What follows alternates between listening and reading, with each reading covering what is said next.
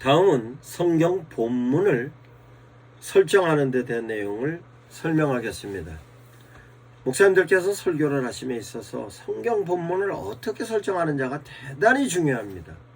그러면 성경 본문을 설정하는 데 있어서의 그 성경 본문에서 제시하고 계신 하나님의 메시지가 있기 때문에 그렇습니다. 그러면 하나님의 메시지에는 어떠한 것이 있느냐? 하나님의 메시지는, 성경은 하나님의 메시지를 기록해 놓은 것입니다. 그러면 성경에 기록되어져 있는 하나님의 메시지는 어떤 내용이 있느냐?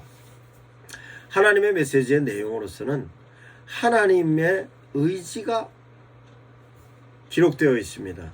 그 하나님의 의지가 창세기부터 계시록까지의 모든 내용에 하나님의 의지가 기록되어 있습니다. 그 기록되어져 있는 하나님의 의지를, 하나님께서 의지를 이행하고 가시는 내용이 성경의 사건으로서 성경의 역사로 기록되어져 있으며, 그것은 하나님께서 역사를 이행해 가시는 데 대한 내용이 만물을 창조하신 부터 시작하여서 세상 끝날까지 이루어 가시는 것입니다. 그 이루어 가시는 것은 세상 만물 하나하나 만드는 것의 사건마다 다 하나님께서 이행하심에 대한 내용을 의미로 부여하셨습니다. 그 의미로 부여하신 그 의미에 따라서 한 사건마다 하나님께서 의미를 내포하고 계신 것입니다. 이것이 기록으로서 하나님의 메시지인 성경에 기록이 되어 있습니다. 그 기록이 되어진 성경의 내용을 목사님들께서 현재 상황에 비추어서 하나님의 메시지를 제시하는 것으로 현재 상황을 이해할 수 있는 데 대한 내용이 성경으로서의 메시지의 근거인 것입니다.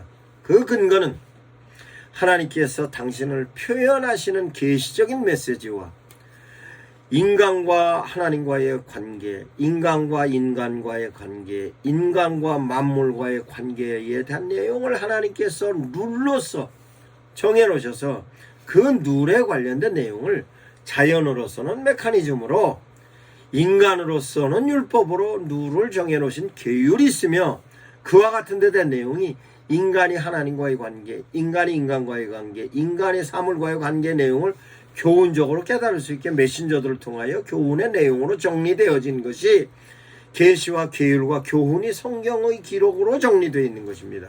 이 내용을 기록의 메시지를 통하여서 상황을 분석하고 이해할 수 있도록 제시되어진 것이 하나님께서 인간의 삶에 개입하시는 데 대한 내용입니다.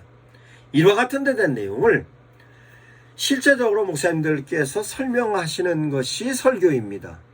그러면 설명하시는 것이 설교이고, 그 설명을 통하여서 성도들이 하나님의 메시지를 이해하고, 이해되어졌던 하나님의 메시지를 가지고 삶에 적용하여 하나님의 뜻대로 살게 하는 것으로가 설교로서의 목적인데, 그 목적을 실제적으로 성도들이 효과적으로 이해하기 위해서에 대한 내용이 바로 하나님의 메시지를 성경을 근거로 제시하는 데 대한 내용인 것입니다.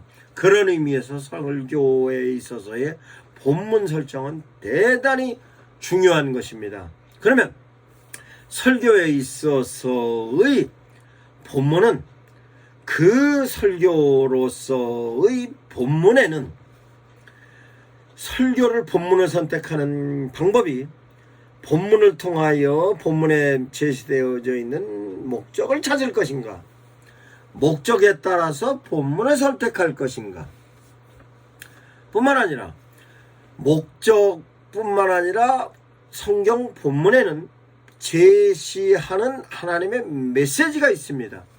그 메시지를 설교로 선포할 것이냐, 아니면 현 상황 가운데서 제시하는 메시지를 통하여서 성경의 본문을 선택할 것이냐, 이와 같은 네 가지 부분으로서 성경 본문을 선택하는 것입니다. 이 내용으로 좀 더 소상히 설명을 하자면, 본문에는 그 본문마다 하나님께서 의도하고 계시는 목적이 있습니다. 그 목적은 하나님께서 의미로 부여하셨고 이행하심으로 제시하시며 그 이행하심에 대한 의미와 의도가 있습니다.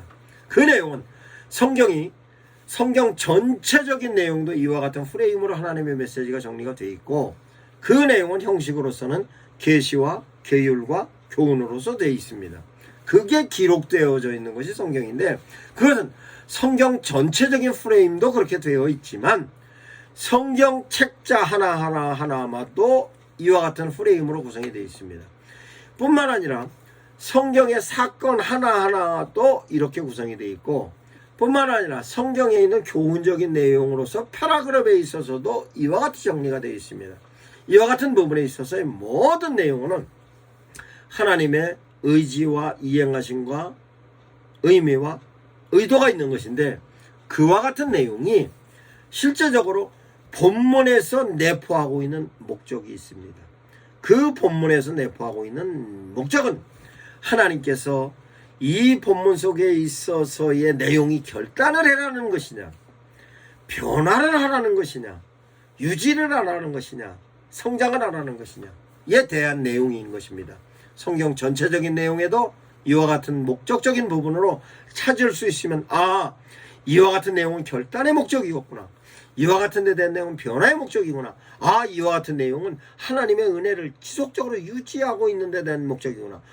이 내용은 성장을 하라는 목적이구나. 이와 같은 내용이 성경 본문에 있는 것입니다. 그래서 그에 따라서 성도들로 하여금 동기부여를 하게 할 것인지 동기유발을 하게 할 것인지에 대한 내용으로 정리할 수 있는 것입니다. 그러면 실제적으로 하나님의 메시지에 대한 본문의 내용이 정확하게 본문에서 제시하는 그 목적을 설교자가 이해하지 못하면 본문과 전혀 다른 메시지의 내용을 설명하게 되는 것입니다. 즉 본문의 목적과 다른 목적으로 설교의 본문을 얘기하면 성도들은 그것을 삶에 적용하는 데 있어서 효과적으로 이해도 안 될 뿐만 아니라 적용도 밸런스가 맞지 않는 것입니다. 다음은 목적에 따라서 본문을 정하는 것입니다. 실제적으로 현재 살아가는 삶에 있어서의 하나님의 메시지는 현재의 상황에 개입하셔서 상황을 이끌어가고 계십니다. 그러면 현재 만들어져 있는 상황은 하나님께서 인간의 삶에 개입하셔서 그 인간들이 하나님의 뜻대로 살았을 때는 살아가는 삶에 대한 내용으로서 현상이 만들어졌고 하나님의 메시지를 불순종하였으면 불순종한 데 대해서 만들어진 상황입니다. 이 상황에 실제적으로 이 상황을 타개하기 위해서는 하나님의 메시지가 개입되어야 하는데 그 메시지를 성도들이 깨닫지 못하고 있기 때문에 하나님의 메신저인 목사님들께서 이 메시지를 깨달으면 그 메시지를 성도들에게 제시해야 하는 것인데 성경을 근거로 하지 않고 하나님의 메시지를 메신저들이 선포하면 성도들은 수용하는 데 있어서의 목사님의 메시지로 이해하지 하나님의 메시지로 이해하지 않는 것입니다. 그런 의미에서 성경으로서로 근거로 하나님의 메시지를 제시해야 하는 것으로 지금 제시하는 하나님의 메시지의 필요성에 관련된 유사의 현재 상황에 맞는 성경적인 본문을 채택하여서 그 본문에서 얘기하고 있는 내용이 현재의 상황에 관련된 진단의 내용이든 현재 상황에 관련된 내용이 방향에 제시된 내용이든 이와 같은 데 된 내용이 메시지를 통하여서 성경 본문을 채택하는 것입니다. 이것 또한 성경 본문과 메시지와 내용이 적절하지 않으면 목사님의 의도에 의해서 성경 본문이 채택되어질 수 있어서 실제적으로 성경에서 제시하는 메시지와 목사님의 메시지가 다를 수 있는 것입니다. 이런 부분에 있어서 실제적으로 현 상황 가운데서 적절하게 제시하는 본문인지에 대한 내용을 목사님들께서는 정확하게 분별할 수 있는 분별력도 있어야 할 뿐만 아니라 그 메시지에 대한 공감력, 상황에 대한 분석과 성도들을 향한 공감력이 마저 떨어졌을 때 그와 같은 내용이 적절한 메시지로 진행될 수 있는 것입니다. 잘못하면 목사님들이 갖고 계신 데 대한 왜곡된 부분에 있어서의 목사님의 의도가 하나님의 메시지로서 목사님의 의도적인 메시지가 텍스트가 되고 성경이 콘텍스트가 되는 위험성도 있는 것입니다. 뿐만 아니라 세 번째의 메시지는, 세 번째의 설교에 보면은 설교로 채택한 본문에서 제시하는 메시지가 있습니다. 이 메시지는 목적과 다르게 성도들에게 교훈적인 내용으로 성도들이 반드시 알아야 될 내용으로서 정리가 되어져 있는 것이 있습니다. 실제적으로 성경에 있어서의 성경의 내용은 계시적인 부분, 계율적인 부분, 교훈적인 내용이 부분적으로 다 그 나름대로 계시로서의 메시지, 계율로서의 메시지, 교훈으로서의 메시지가 있는 것입니다. 그 메시지에 관련된 내용을 실제적으로 성경 본문을 채택하면 그 내면적으로 깔려져 있는 하나님의 의지적인 메시지, 의도적인 메시지, 이행하심의 메시지, 의미적인 메시지가 내포되어 있는 것으로 목적과 다르게 메시지에 관련된 내용으로 우리가 이해하여야 될 내용이 대단히 많이 있습니다. 이 내용을 목사님들께서 성경의 전체적인 하나님의 메시지에 관련된 내용도 이해해야 할 뿐만 아니라 그 성경 책자 한자 한자마다의 메시지는 무엇이냐, 성경 패라그래프 한 장 한 장 한 장마다의 메시지는 무엇이냐, 패라그래프의 메시지는 무엇이냐, 절에 대한 메시지는 무엇이냐에 관련 내용으로 목사님들께서 메시지에 대한 내용을 확실하게 이해하셔야 성도들에게 하나님의 메시지가 그대로 전달될 수 있는 것입니다. 이것은 목적으로서의 내용과 메시지로서의 내용은 전혀 다른 것입니다.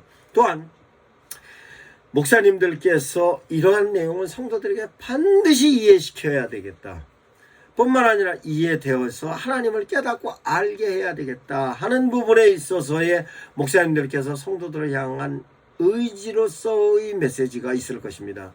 의도로서의 메시지가 있을 것입니다. 뿐만 아니라 그 내용을 어떻게 설명해야 할 것이고에 관련된 성도들로 하여금의 하나님의 메시지를 이해하는 방법에 대한 내용으로서의 필요성이 있을 것입니다. 그와 같은 부분에 있어서 목사님들께서 메시지를 정하여지면 그 메시지에 따라서 그 메시지와 유사한 상황의 메시지가 성경에 기록되어져 있는 메시지가 있을 것입니다.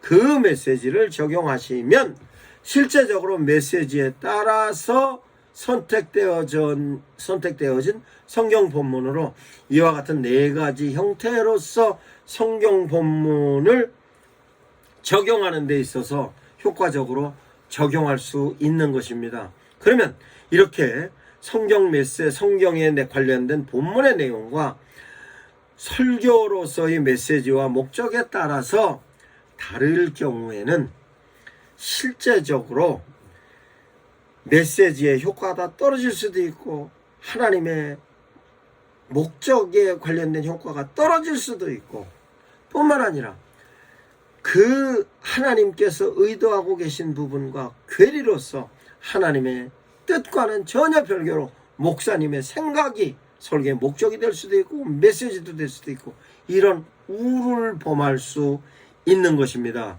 즉 설교자가 선포하고 있는 설교가 하나님의 뜻과 합당한 내용이어야 하고 그 하나님의 뜻과 합당한 내용은 설교의 내용이 본문과 같아야 하고 설교의 목적이 성경의 내용과 하나님의 뜻과 같아야 하고 설교에 있어서 모든 전반적으로 형식에 있어서도 하나님의 의도하고 있는 형식과 일치해야 하는 것입니다. 그래야 성도들이 하나님의 뜻에 관련된 것으로 이해하여 이해되어졌던 내용이 각인이 되고 각인이 되어졌던 것을 삶의 현장에서 적용하고 쓰는 것입니다. 이 같은 내용을 목사님들께서 정확하게 인식하시고 이해하셔서 그 내용을 성도들에게 제공하셔야 하는 것입니다. 그러면 성경에 있어서의 내용을 성도들이 어떻게 적용해야 하는가에 대한 내용은 두 가지입니다. 성경을 본문을 통하여서 목적을 제시했던, 목적을 통하여 본문을 선정을 했던, 메시지를 통하여서 본문을 설정하였던, 본문을 통하여서 메시지를 설명을 하였던 모든 내용은 두 가지입니다. 성경의 내용을 성도들의 삶에 인바운딩으로 적용하느냐, 아웃바운딩으로 적용하느냐에 대한 내용입니다. 그러면 실제적으로 목사님들께서 성도들을 향하여 삶에 대한 내용을 진단으로 제시하는 메시지인지, 성도들로 하여금 하나님의 메시지를 제시함으로 그 메시지를 성도들이 수용하면서 순종하면서 삶의 방향을 찾아가게 하는 것인지, 이와 같은 데 대한 내용으로 성경의 내용은 적절하게 적용이 되어야 하는 것입니다. 뿐만 아니라 성경에 있어서에 관련된 하나님의 메시지를 이해하기 위해서는 성경에 관련된 하나님의 메시지로서의 프레임을 정확하게 이해해야 하는 것입니다. 그 프레임도 이해해야 하고, 그 프레임에 있어서도 패턴과 로드맵에 관련된 내용도 이해해야 하는 것입니다. 이와 같은 데 대한 내용도 제가 소상히 설명하겠습니다.